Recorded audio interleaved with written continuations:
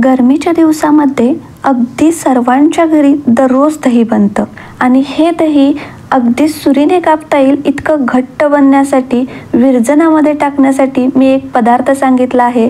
तो पदार्थ वापरून जर दही बनवलं, दही इतकं घट्ट बनेल की दह्याचं भांडं उलटं केलं तर त्यातून एकही थेंब पाणी पडणार नाही, तसेच आंबटही बनणार नाही. नमस्ते, मी सत्यात रेसिपी मराठीमध्ये आपले खूप खूप खूप मनापासून स्वागत आहे. तर दही लावण्यासाठी मी येथे म्हैशीचे दूध घेतले आहे. हे दूध मी पहिल्यांदा उकळून थंड झाल्यानंतर याच्यावरची साय काढून घेतली, म्हणजे तूपही बनेल. आणि यातील जवळपास 1 लिटर दुधाचं मी दही बनवणार आहे. आता हे 1 लिटर दूध परत एकदा गरम होण्यासाठी ठेवून दिलं.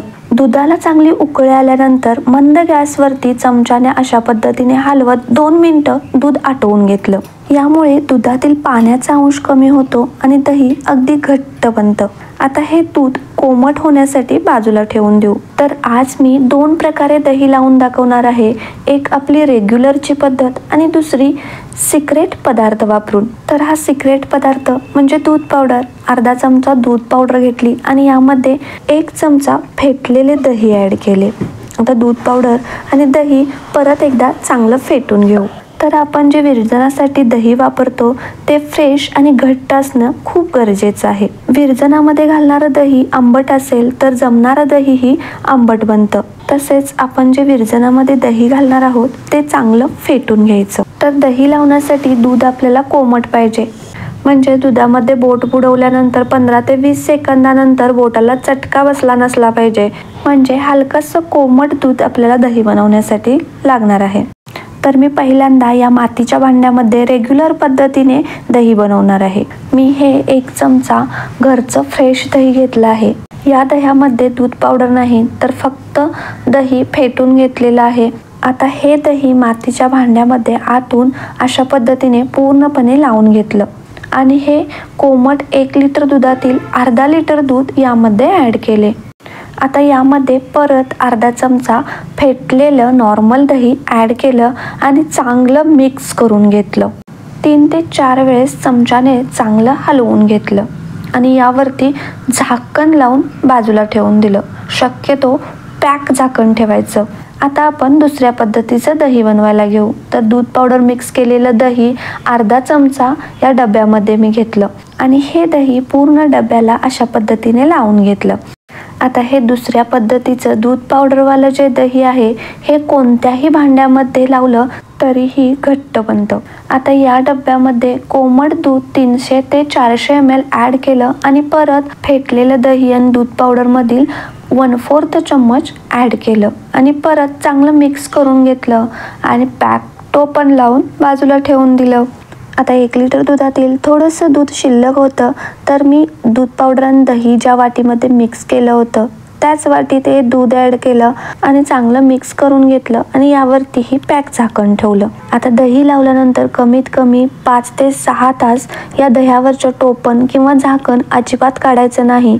जर दही जमण्याआधीच सारखं दह्यावरचं टोपण काढून बघितलं तर दही जमण्याची प्रोसेस मंदावते.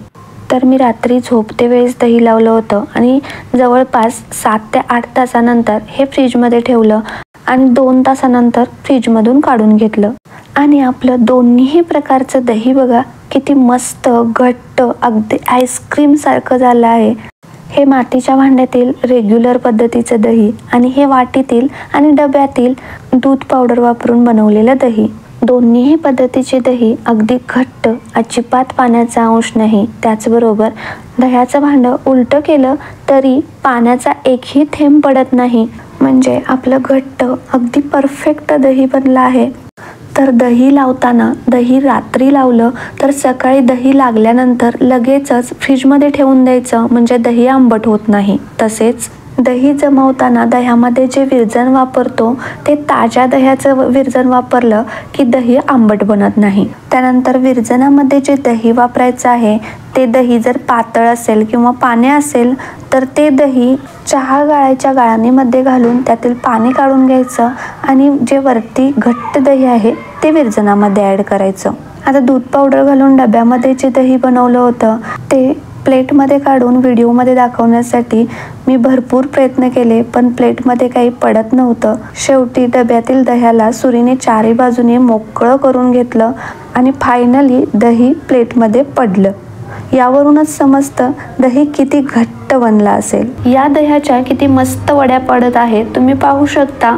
तर माझ्या या दह्याच्या दोन्ही रेसिपी नक्की ट्राय करून पहा आणि कमेंट्स करून सांगायला विसरू नका कसं बनलं होतं ते. त्यानंतर मातीच्या भांड्यामध्ये नॉर्मल फक्त दही वापरून जे दही बनवलं होतं तेही अगदी घट्ट आहे. तुम्ही बघू शकता, हेही दही सुरीने कट करू शकतो, इतकं घट्ट आहे. पण आपण जे दूध पावडर वापरून दही बनवलं आहे तितकं घट्ट नाही. तसेच विरजनमध्ये दूध पावडर घालून आपण जे दही बनवतो त्यासाठी जास्त दूध पावडर लागत नाही. तर 10 रुपयाच्या पॅकेटमध्ये 3 ते 4 लिटर दुधाचं दही बनून तयार होतं. चला तर अशाच नवनवीन परफेक्ट रेसिपी घेऊन परत भेटू. Bye bye.